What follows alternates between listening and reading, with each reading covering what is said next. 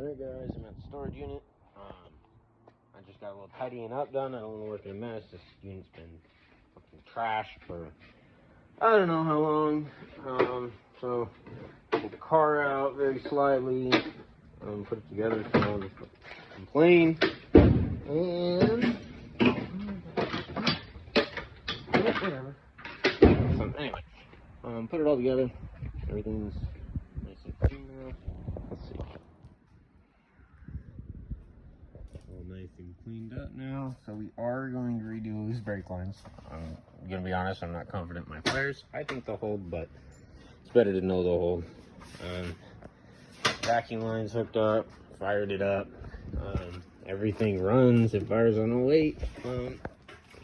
I ain't got the headers on it, and that one's just kind of hanging there. The other side ain't got shit on it, but it runs perfect. So once we tidy all that up, it'll be good. Here's what you guys are after. Okay.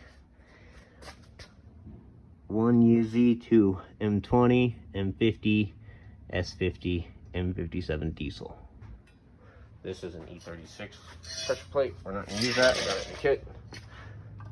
An E36 M3 6-puck clutch. Apparently this one's sprung. I ended up accidentally ordering a conversion clutch of some sort, and it works perfect. Here's our flywheel, 240 millimeter. I think it says it over here. Maybe not. No. From PMC.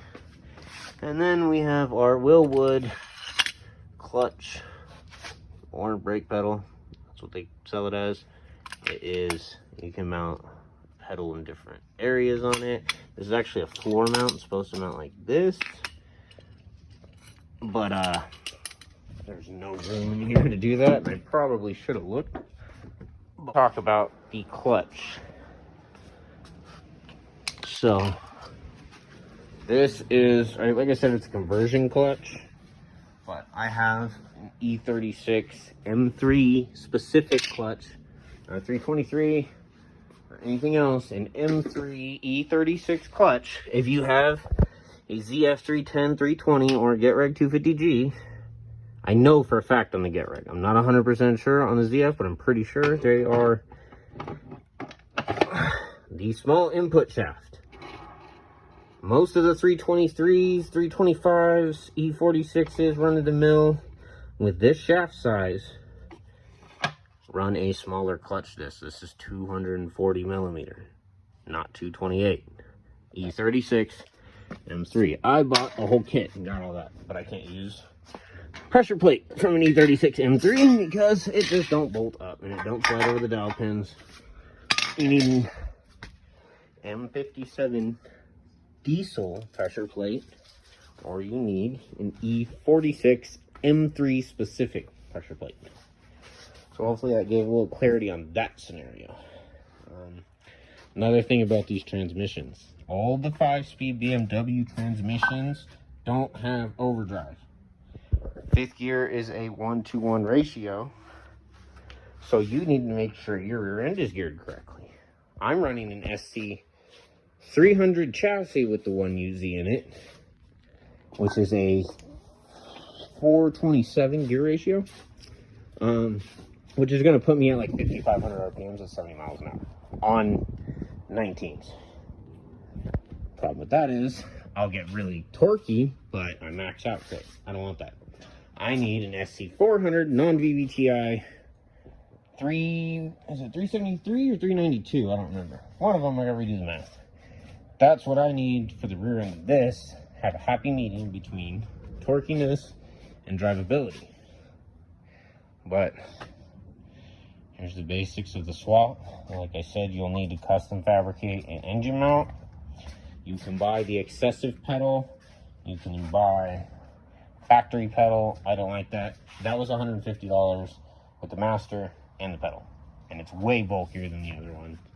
I've seen the excessive ones break. I've seen factory ones break. No braking. Brake trans probably most likely for sure, but I don't want to break pedal, especially a $250, $300 pedal. So I'm gonna go grab the pressure plate I need. We will be back.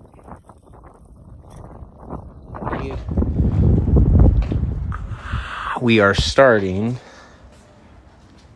a 5-speed swap.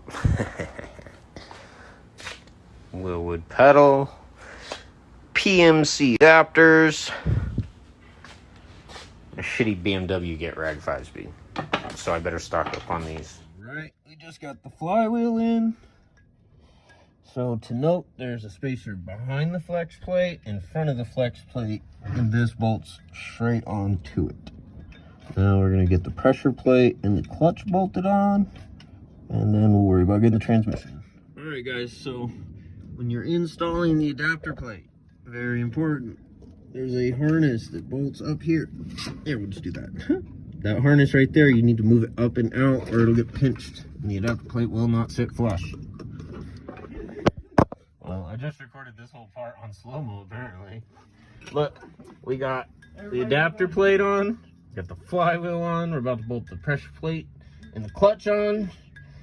We gotta remove the shifter and this drive shaft.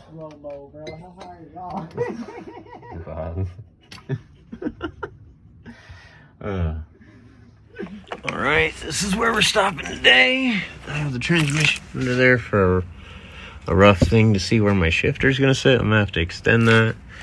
But the adapter, clutch, pressure bolted down. Then we need to get that in. I get the drive shaft out, shifter assembly out tomorrow. And we'll bolt the trans on and remove that shifter so I can figure out how much I need. Looks like probably about 6-ish inches. We'll see.